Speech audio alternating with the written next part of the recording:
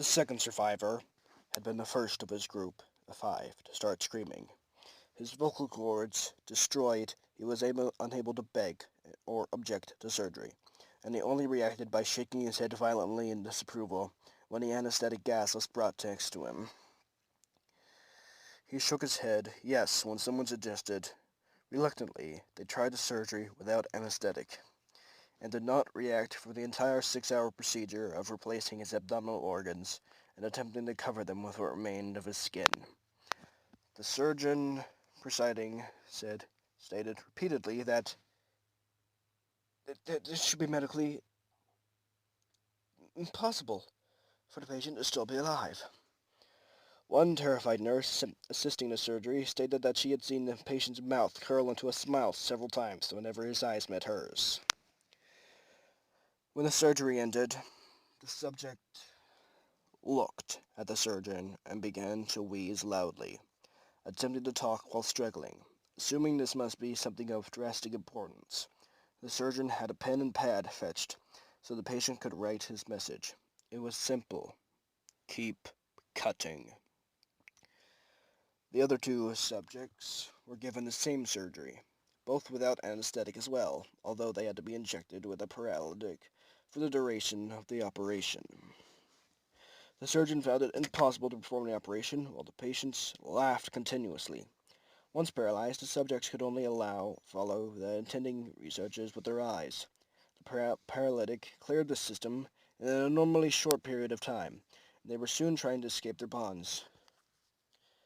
The moment they could speak, they were again asking for the stimulant gas.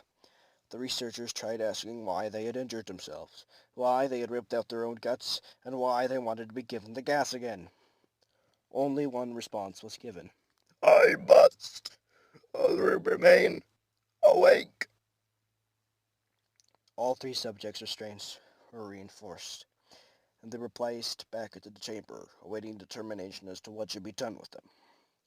The researchers, facing the wrath of their military benefactors for having failed the stated goals of their project, considered euthanizing the surviving subjects. The commanding officer in ex-KGB instead saw potential, and wanted to see what would happen if they were put back on the gas. The researchers strongly objected, but were overruled. In preparation for being sealed in the chamber again, the subjects were connected to an EEG monitor, and had their restraints padded for long-term confinement.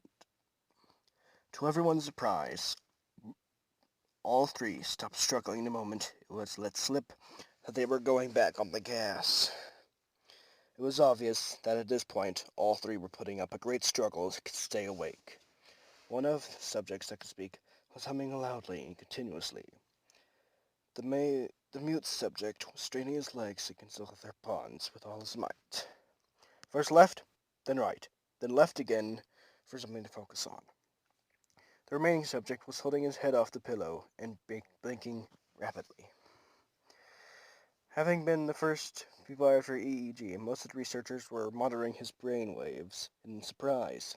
They were normal most of the time, but sometimes flatlined inexplicably. It looked like if he were repeatedly suffering brain death before returning to normal. As they focused on paper scrolling out of the brainwave monitor, only one nurse saw his eyes slip shut at the same moment his head hit the pillow. His brainwaves immediately changed to that of deep sleep, then flatlined for the last time as his heart simultaneously stopped. The only remaining subject that could speak started screaming to be sealed in now. His brainwaves showed the same flat lines as the one who had just died from falling asleep. The commander gave the order to seal the chamber with both subjects inside, as well as the 3 researchers. One of the named 3 immediately drew out his gun and shot the commander point blank between the eyes, then turned the gun on the mute subject and blew his brains out as well. He pointed his gun at the remaining subject, still restrained to a bed, as the remaining members of the medical and research team fled the room. I won't be locked in here with these things! Not with you!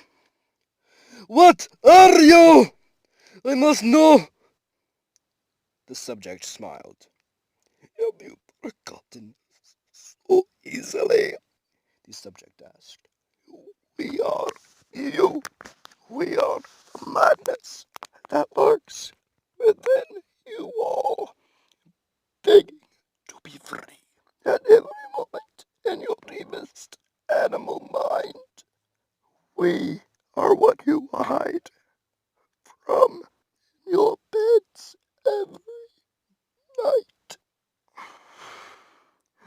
We are what you sedate into silence and paralysis when you go to the nocturnal haven where we cannot tread. The researcher paused, then aimed the subject's heart and fired. The EEG flatlined as the subject weakly choked out, So nearly 3